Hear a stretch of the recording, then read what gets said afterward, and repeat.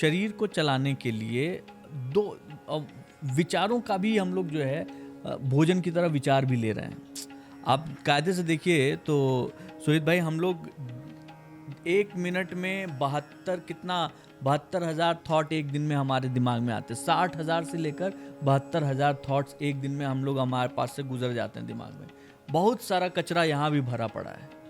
उस कचरे को दूर करने में मेडिटेशन कितना काम करता है? मैंने स्टार्टिंग में ही कहा कि ध्यायते ध्यायमानानाम धातूनाम मलः क्रिया। ध्यान के करने से आपके मन के ऊपर जितना भी मल जमा हुआ है वो सब साफ हो जाता है।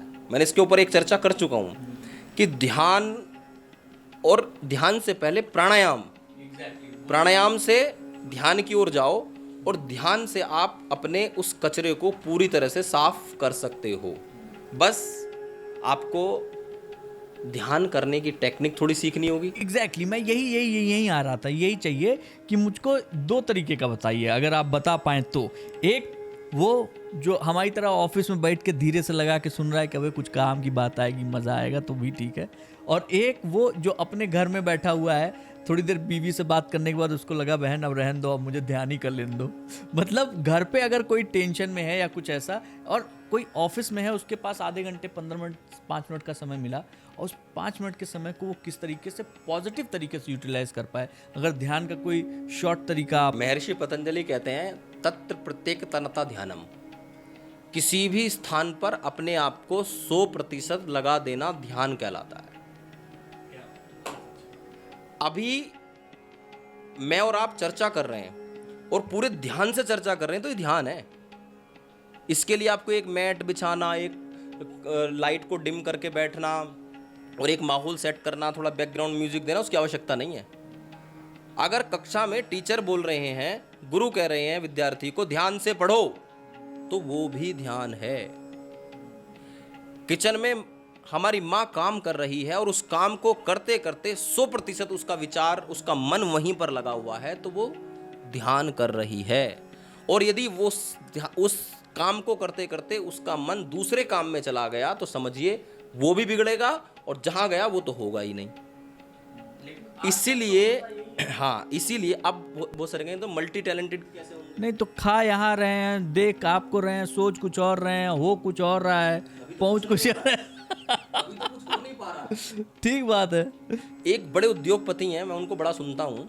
वो ये कहते हैं कि जिस समय पे मैं जो काम करता हूँ उसी को करता हूँ, उसके अलावा मैं कुछ सोचता ही नहीं हूँ। अब आपको पता है मैं आपसे बात कर रहा हूँ, मेरा एक बार मेरे मन के अंदर ये भाव नहीं आया कि मेरी शाम को क्लास में कितना लंबा हो गया, क्योंकि मुझे पता है कि अभी मैं इसमें जीऊंगा, जब तक आप चाहेंगे तब तक अब मैं यहाँ हूँ। लेकिन अगर मैं ये सोचने लगूँ नहीं इसको मैं जल्दी जल्दी खत्म करता हूँ, तो ये भी बिगाड़ूंगा, और हो सकता है कि जाम के कारण अपनी कक्षा में भी ना पहुँच पाऊँ, तो दोनों बिगड़े। ध्यान यही है, ऑफिस में यदि काम कर रहे हो तो उसी को काम को करो, मन से करिए। अब वहां बैठ करके बीवी के बारे में नहीं सोचना है, तनाव आएगा। वहां बैठ करके आपको दूसरे किसी प्रोजेक्ट के बारे में नहीं सोचना है, तनाव आएगा। टेक्निक सबसे सरल टेक्निक है, आप सीधे बैठ जाओ या लेट जाओ।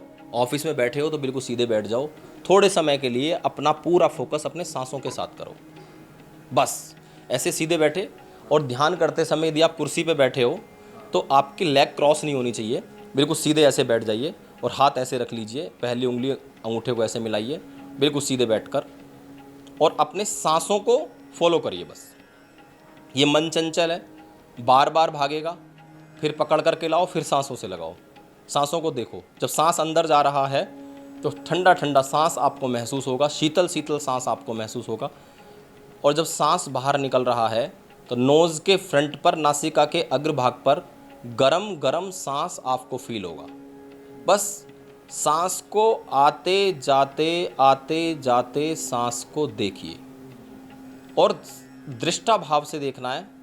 और जब तक आप रुक सकते हैं, अपने मन को रोक सकते हैं, सांसों के साथ रोकिए, क्योंकि मन चंचल है, ये भागेगा, पर फिर पकड़ करके लाना, फिर लगाओ, फिर भागेगा, फिर पकड़ करके लगाओ, थोड़े समय में ये रुक जाएगा।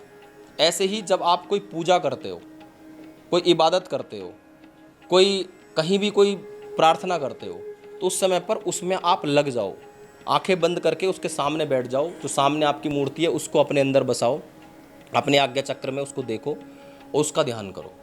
तो इससे क्या होगा कि आपके फिर वही सबकॉन्शियस माइंड, चित्त की पूरी तरह से सफाई हो जाएगी। और थोड़े समय के लिए ध्यान ये है कि आप दुनिया से थोड़े समय के लिए हट जाओ।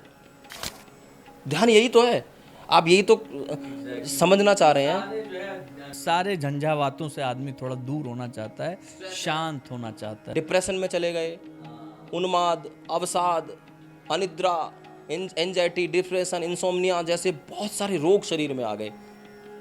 इन सब का एक ही कारण है और वो है ओवर थिंकिंग।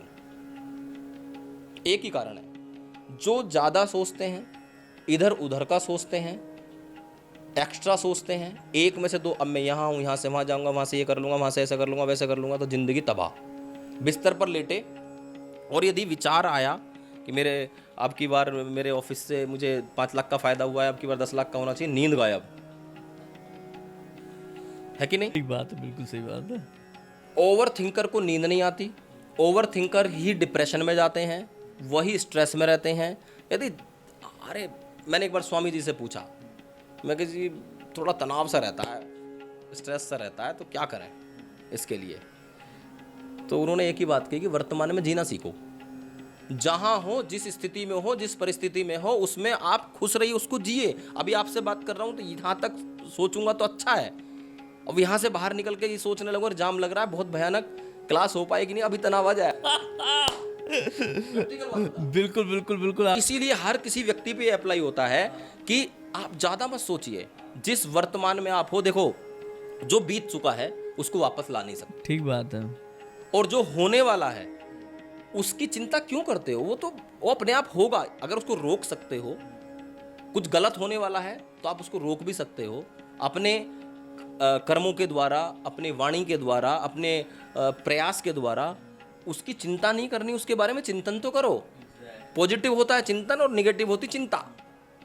तो चिंता नहीं करनी है, चिंतन करना है। तो ये जो आपका ब्राह्मण है, ये जो मस्तिष्क है, ये पूरी तरह से आनंद में और सुख में रहेगा, बीमारियों से बचे रहेंगे। क्या बात है।